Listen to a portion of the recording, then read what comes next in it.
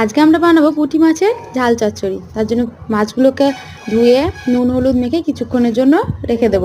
তারপর কড়াইয়ের ওপর সর্ষের তেল গরম করে গরম তেলের ওপর মাছগুলো দিয়ে এপিট ওপিট দুপিটি লাল লাল করে ভেজে তুলে নেব।